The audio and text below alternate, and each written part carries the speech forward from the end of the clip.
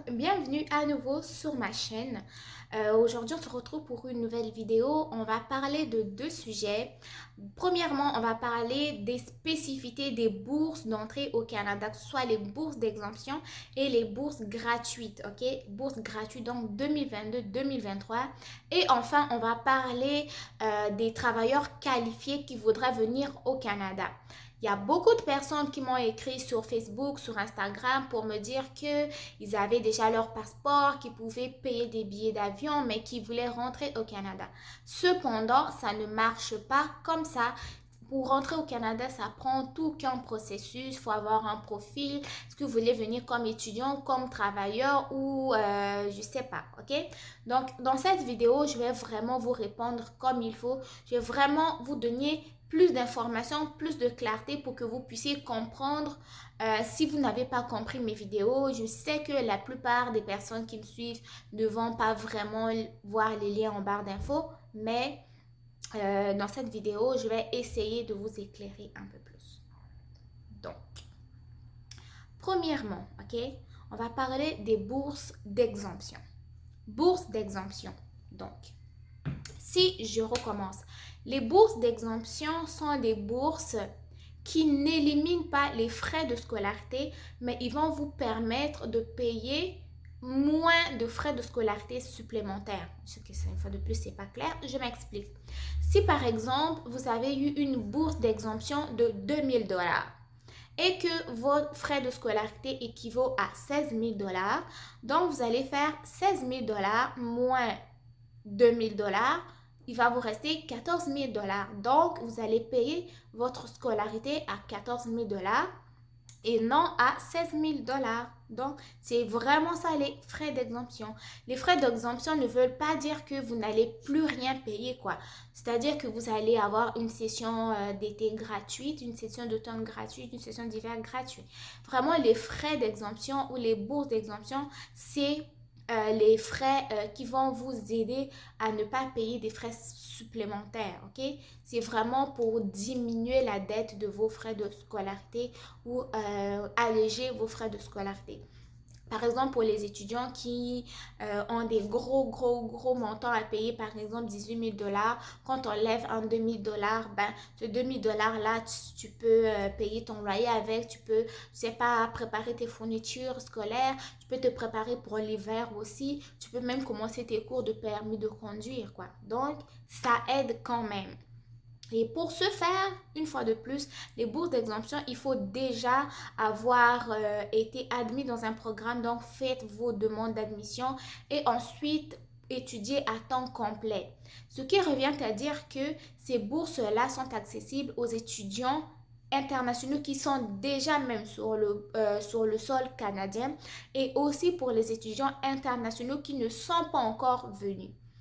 Sachez qu'il y a beaucoup d'universités qui offrent des bourses d'exemption. Il y a aussi l'université du Québec à Chicoutimi ou l'UQAC qui offre également les bourses d'exemption de frais de scolarité.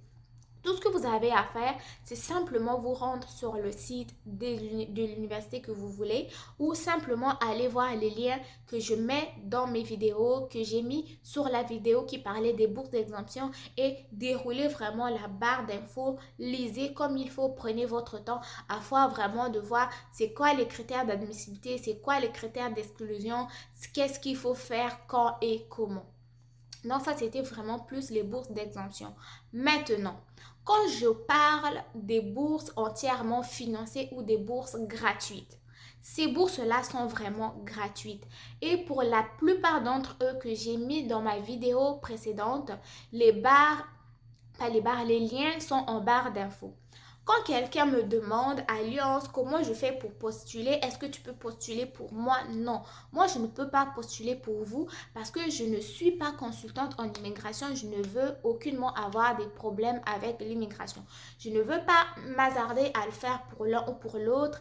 Déjà que ça se fait vraiment avec soit des cabinets juridiques agréés ou avec un représentant de l'immigration. Cependant, quand je vous mets les liens en barre d'infos, il y a chaque université avec le détail de la bourse, avec la session à laquelle la bourse va continuer, avec la date à laquelle la bourse est ouverte et la date à laquelle la bourse va fermer.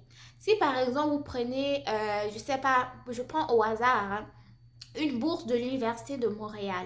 Ils vont soit vous dire que ouvert pour l'automne 2022 et que la date pour postuler est par exemple le 7 octobre, c'est-à-dire demain. Ce que vous avez à faire, c'est simplement aller le 7 octobre sur le lien que je vous aurai mis en barre d'infos. Vous cliquez sur le lien, vous allez avoir non seulement toutes les explications concernant la bourse, la date du début, le trimestre, ok, la date de fin de l'affichage.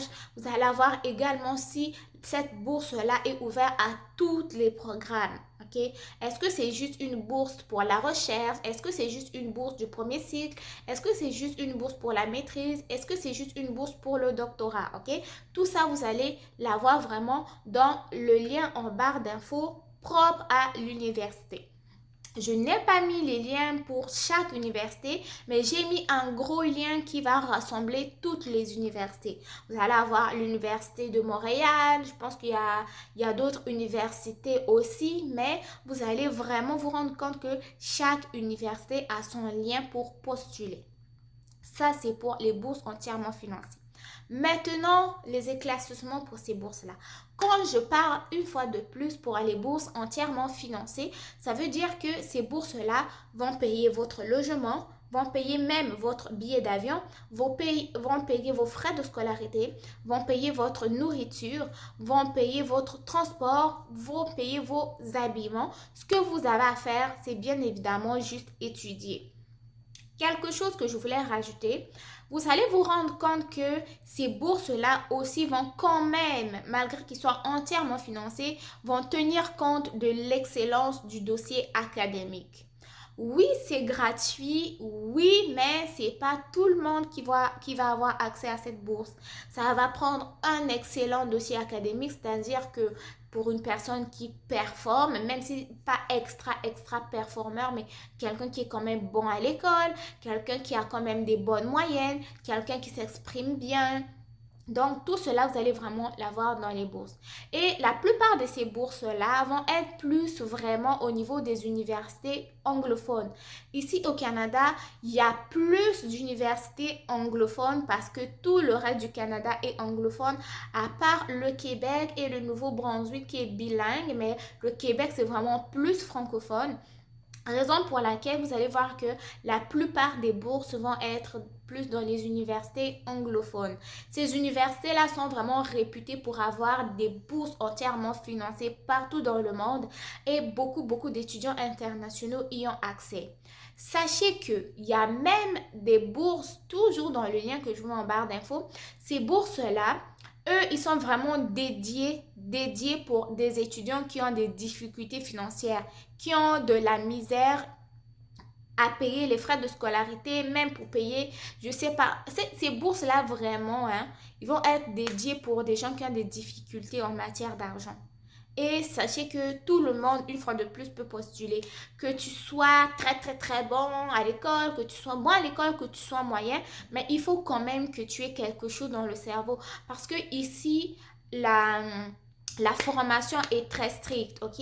Tout sort de ta tête. Même quand tu prends quelque chose sur Internet, tu le mets dans un devoir, tu mets un lien, la prof va regarder. Est-ce qu'elle peut pondre quelque chose avec son cerveau ou tout est du copier-coller. Ce qui veut dire que tu ne peux pas pondre un devoir 100% copier-coller sur Internet. Non.